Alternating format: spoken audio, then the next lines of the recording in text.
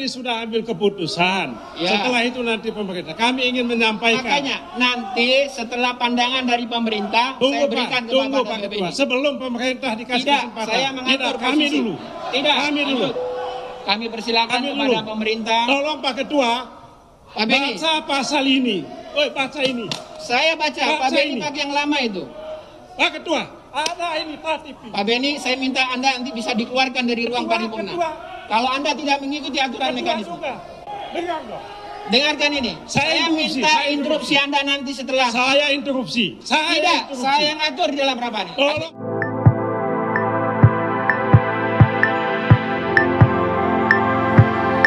Bagaimana sebaiknya sikap umat menghadapi kebijakan-kebijakan pemerintah yang tidak adil ini?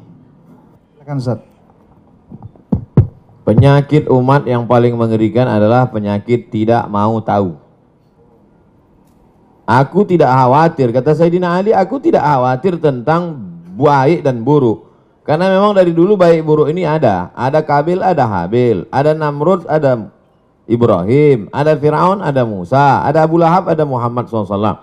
Aku tidak pernah khawatir tentang baik dan buruk, itu memang terus ada. Yang ku khawatirkan adalah orang baik diam, sehingga orang jahat merasa dirinya benar.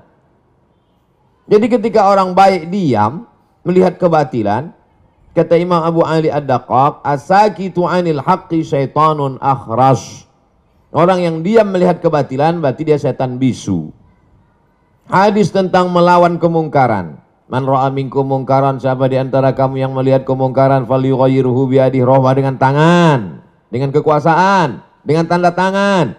Fa illam yastati, kalau tak sanggup fa bilisani, dengan lidah. Ustadz, guru, alim ulama, bicara kalian. Fa illam yastati fa biqalbi, tak juga sanggup dengan hati. Tapi jangan lupa dengan hati itu adzalika at'aful iman. Itulah selemah-lemah iman. Saya tidak dengan tangan karena saya tak punya kuasa. Tanda tangan saya tak laku. Dulu masih berlaku di KRS, sekarang tak jadi dosen pun tak laku lagi. Hanya untuk tanda tangan meresmikan masjid aja. Tapi kalian yang punya tanda tangan, kalian akan dituntut di hadapan Allah Subhanahu wa taala. Ingat wahai pemimpin bangsa, jabatan kalian tak lama tapi hisapnya super lama. Jabatan kalian sekejap tapi hisapnya amat sangat lama di hadapan Allah. Yauma yaqumul hisab. Pada hari itu ditegakkannya hisab. Kalau dihitung-hitung usiamu sejak akil baligh 10 tahun sampai mati 63 tahun, kalau sampai tak sampai 53, potong 10, potong 13, tinggal 40 tahun. 40 tahun itu berapa kali kau menandatangani surat izin membuka perusahaan asing dari mulai nikel, batu bara, tanah, penebangan hutan, penggarapan. Dituntut kau ke pengadilan, kau menang juga karena duit kau banyak, bisa kau sogok pengacara, per detik bisa kau bayar. Tapi di akhirat, al-yawma nakhtimu ala afwahim, mulutmu terkunci, wa tukallimuna aydihim, tanganmu akan bicara. Inilah tangan yang dulu menandatangani persetujuan. Wa tashhadu arjuluhum, kakimu akan bersaksi. Sekarang orang bicara tentang integritas, berkarakter. Inilah integritas. Oleh sebab itu tanggung jawab kita adalah jangan diam melihat kebatilan. Kita negara konstitusional. Undang-Undang Dasar 1945, Pancasila, Negara Kesatuan Republik Indonesia. Maka dalam koridor demokrasi bicara. Kalau tersendat di parlemen, turun ke jalan. Turun ke jalan itu adalah bagian dari demokrasi. Kita bukan negara monarki, tidak lagi di kerajaan Sriwijaya. Kita bukan kerajaan Siak Sri Indrapura. Kita adalah negara kesatuan Republik Indonesia. Apa pesan Bung Karno? Bagi yang tidak setuju, bicara di parlemen. Orang yang duduk di parlemen itu siapa milihnya? Kita yang memilih mereka. Maka orang yang kita pilih itu kalau dia salah, kita yang meluruskan mereka. Saya luruskan dengan khutbah Jumat, mereka tuh tidur waktu saya khutbah. Saya luruskan dengan ceramah, mereka tak punya waktu untuk mendengar ceramah saya. Saya doakan mereka di tengah malam supaya dapat hidayah. Berikan mereka hidayah ya Allah. Maka kita semua jangan diam, karena diam itu adalah puncak daripada kezaliman. Fir'aun itu sebenarnya tidak berapa zalim, tapi karena orang diam, dia menjadi jadi. Sembelih semua anak-anak mereka. Diam, kalau sembelih lah. Itu menjadi jadi dia. Inna fir'auna wa hamana, 6 kali disebut nama Haman. Haman itu bukan orang bodoh. Haman itu kalau hidup sekarang Profesor Dr. Haman. Cerdas dia, tapi kecerdasannya dipakai untuk menjunjung kekuasaan yang zalim. Umat ini dipuji Allah karena amar ma'ruf nahi mungkar. Kuntum khaira ummah. Kalian umat yang terbaik. Syaratnya apa? Ta'muruna bil ma'ruf wa tanhauna 'anil munkar. Oleh sebab itu dalam bahasa Islam, agama Islamnya amar ma'ruf nahi mungkar. Dalam bahasa konstitusinya adalah kritik membangun, berdebat di parlemen. Parlemen, parle itu bahasa Perancis artinya ngomong. Parlemen, tempat ngomong. Kau didudukkan di situ untuk ngomong, bukan untuk tidur. Oleh sebab itu maka habis sudah saya sampaikan. Mudah-mudahan sampai ke telinga mereka. Mereka tonton. Jangan lupa kalau kau tonton, subscribe, like, and share. Wallahu a'lam. Subhanallah, terima kasih Ustadz. Profesor, beliau ini profesor juga.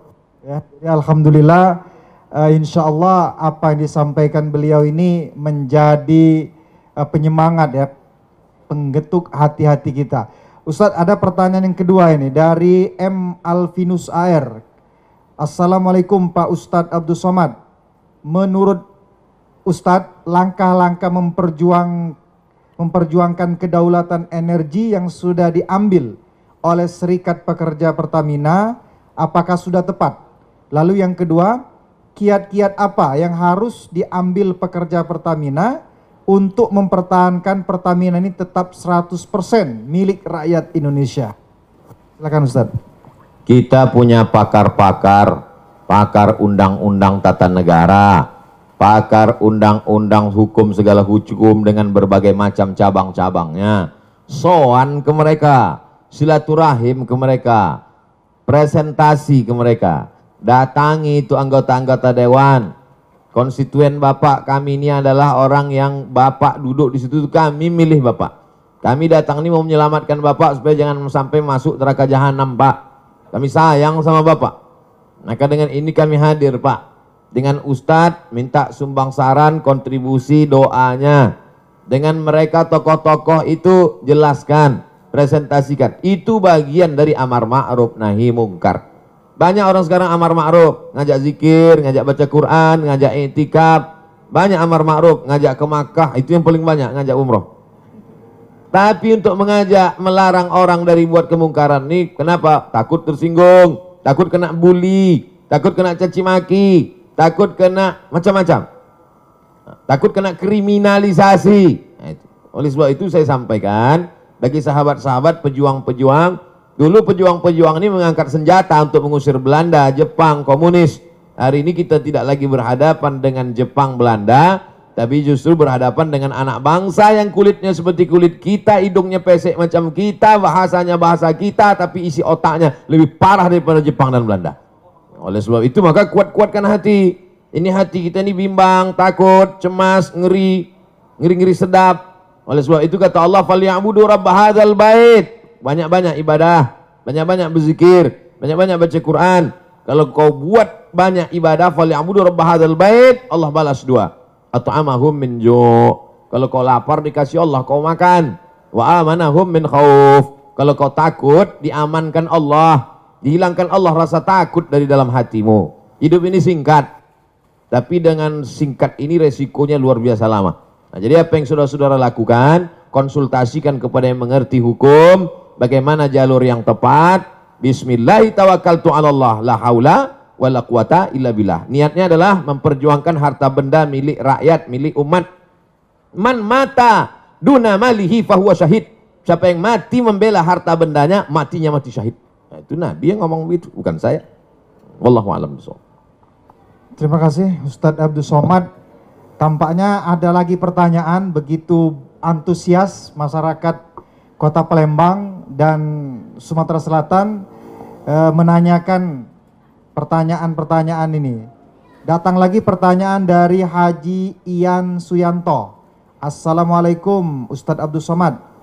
Bagaimana caranya agar satu pengelolaan negara mau melaksanakan amanat Undang-Undang 45 pasal 33. Lalu yang kedua, masyarakat mau memahami tentang bahaya privatisasi energi secara nasional.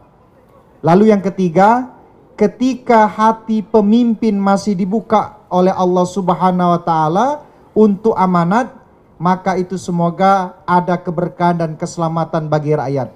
Tetapi bila hati mereka tertutup, maka upaya apa yang bisa diperbuat oleh rakyat? Nah, ini yang ketiga, ini agak ngeri-ngeri sedap, Ustaz. Silakan, Ustaz.